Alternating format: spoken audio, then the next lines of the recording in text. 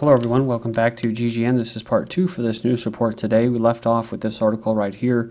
South Korea denies reports of North Korea nuke test, followed by U.S. delays missile tests, basically. U.S. secretly deploying B-1 strategic bombers, they're called Doomsday planes, after launching these F-22 Raptors and B-2 stealth bombers. Then we left off with this finally. A Russian bomber conducts practice strikes on U.S. missile defenses in Asia. So, look at this. It says here, U.S. Navy allies to partner for massive drills in the Persian Gulf. But anyways, right now we were just talking about a week ago about how Israel, and there's one other country that we're going to have, Georgia, that's what it was. They're going to be monitoring Russia's Navy, who recently supposedly had this SNAP exercise where they had like almost 30 warships and all these planes and that deployed. It's a large number basically in the Mediterranean. So the point to be made here is, with all of this smoke and mirrors and distraction or diversion of attention that's going on in Korea, I mean, trust me, it's still kind of serious what the U.S. is doing. But this is all I think personally at the U.S.'s hands, right? They're the ones that I think are starting all this provoking. But for whatever it's worth, they're taking attention away from what's going on in Europe. And they didn't pay attention to all the transatlantic or trans-Pacific partnership treaties, the arms treaties, the Cyprus looting and what was going on, all the stuff the aftermath. And but it seems like Russia is kind of aware of some of the stuff that's going on here. Russian bomber recently carried out simulation cruise missile attacks on U.S. missile defenses in Asia, raising new questions about their goal in future U.S.-Russia defense talks. So it says here on February 26th, they had a simulated firing air-launched cruise missiles at this Aegis ship deployed near Japan as part of a U.S. missile defense. A second mock attack was on February 27th against a ground-based missile defense site in Japan.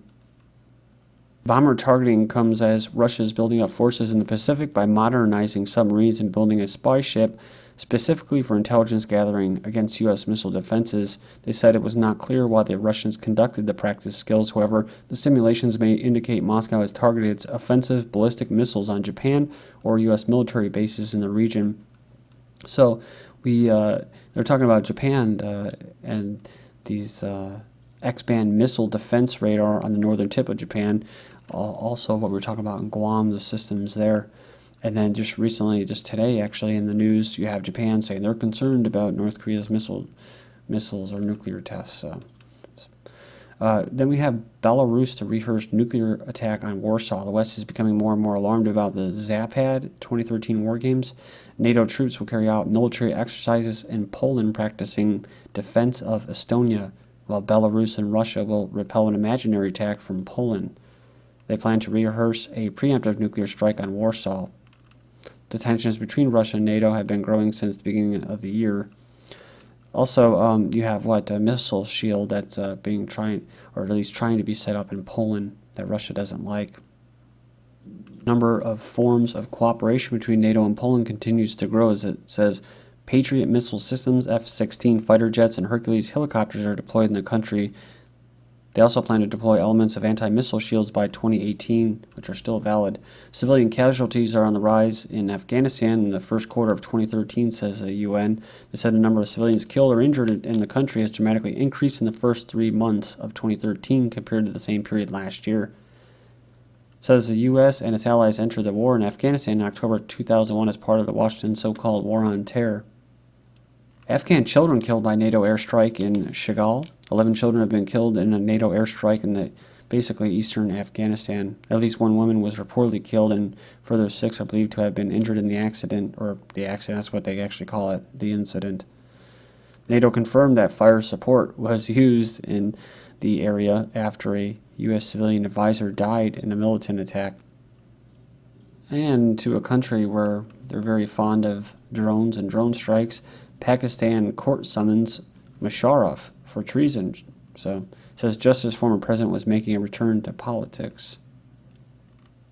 So it's just a day after the court gave Musharraf permission to run for office again, their Supreme Court has demanded that he face possible treason charges, which could mean a death sentence, which I don't think will ever happen. But New WikiLeaks cable reveals U.S. Embassy strategy to destabilize Chavez government.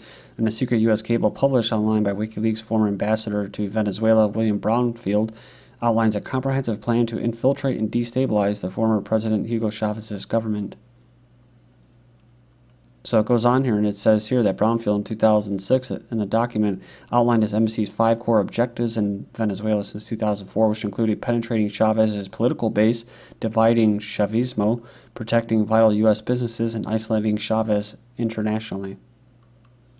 It says these core objectives were being used by the U.S. Embassy as well as U.S. Aid, the Office of Transition Initiatives, OTI, I guess that's like a regime fund, 2 of the most prestigious agencies working abroad on behalf of the U.S. This is why Russia actually doesn't want them in their country anymore, calls them foreign agents. And he would have good reason, too, because right in his own country, he has what? He has regime change, basically operations taking place in his country under basically the U.S. State Department, and they deploy protesters, and they go in there and they file into the embassy and stuff. So they're being hired for this, just like these feminine activists. Like most of you have probably seen the picture of Putin. Is they run around naked with just obscene stuff written on their naked bodies while they're out in public, to basically bring attention to women's rights and women's oppression, and LGBT and all that crap. And I mean, they're like actually deployed throughout different countries in Europe. Like terrorist cells. U.S. favors killing terror suspects abroad over their capture and prosecution. So U.S. favors killing terror suspects abroad. It says here, rather than capturing and trying them in court, despite its claims to the contrary.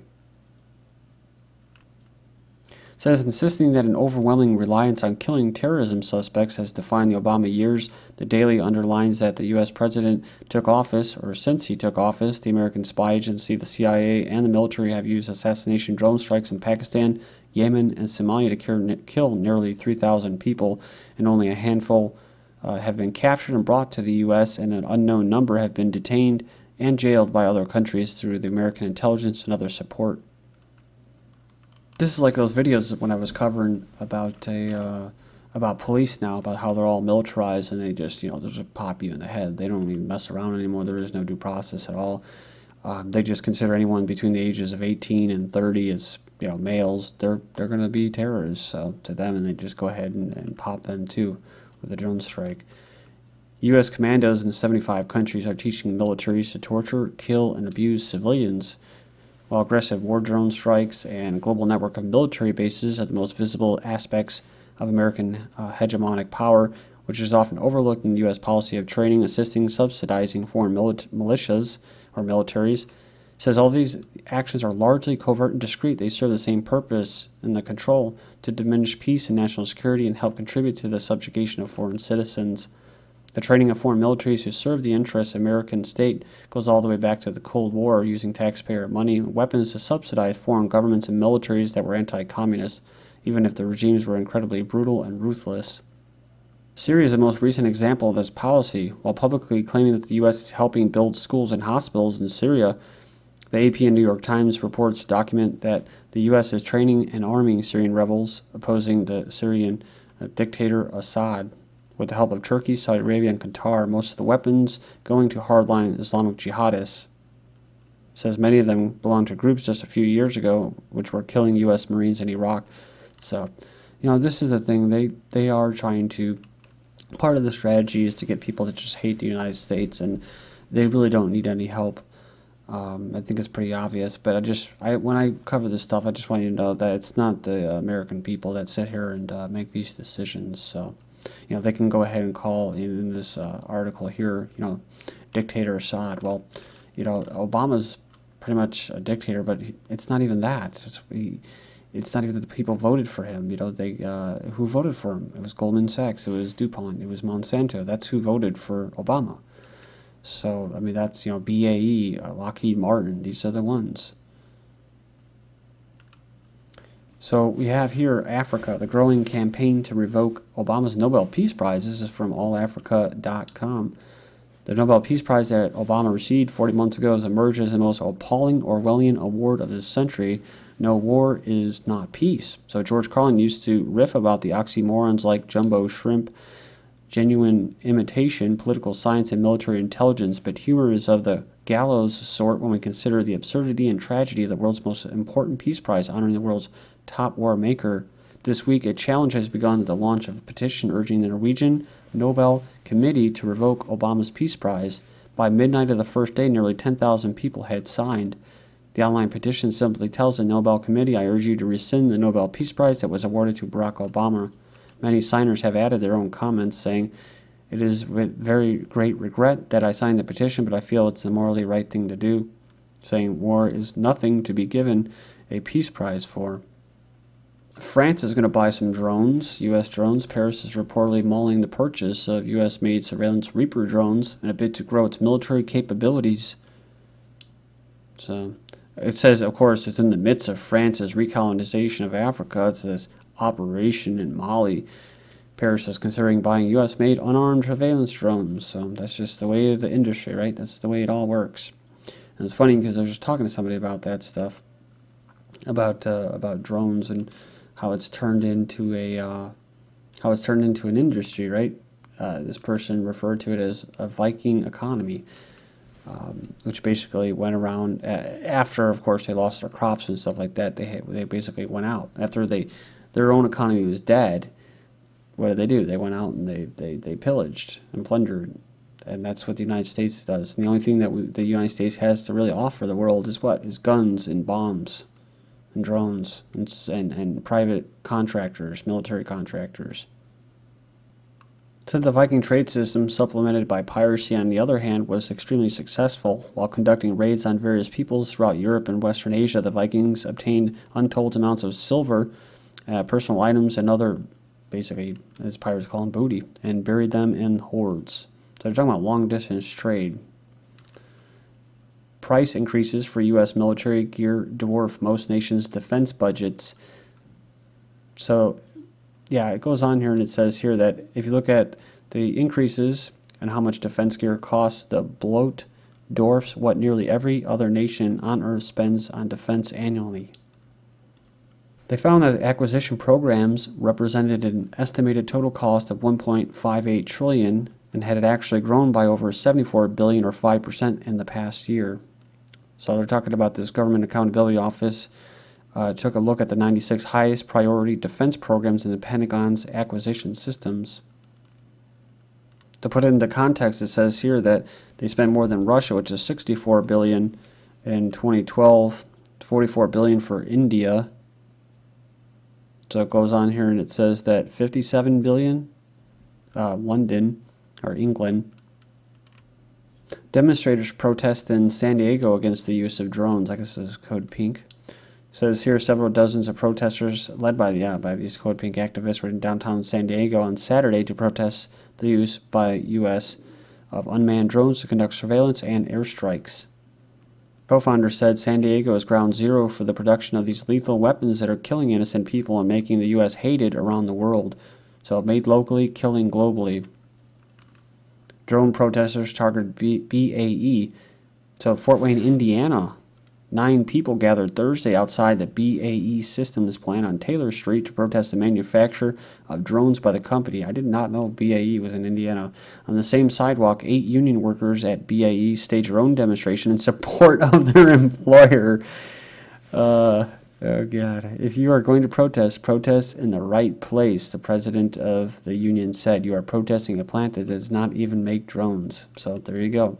Although the British company does manufacture remotely controlled unmanned aircraft commonly known as drones, its Fort Wayne operation designs and builds electronic controls used mostly in commercial aircraft. It says we don't even know exactly what plants are manufacturing drone components, said a protester. That's all pretty classified. For all I know, they could be making them here. Even the workers don't even know it. So we came here because BAE is part of the greater BAE International. And yeah, I mean, this is the company that was involved with that Marine Medal of Honor recipient who's hardcore, dude. He was basically saying that, you know, the company was selling these very highly sophisticated sniper rifles to the Pakistani ISI, their government, which is not very all that trusted. So, and they didn't like it and they tried to sue him. And then there's drone demonstrations here. And it says outside a U.S. Air Force base, home to Predator and Reaper remote-controlled aircraft. That's GGN. Thank you.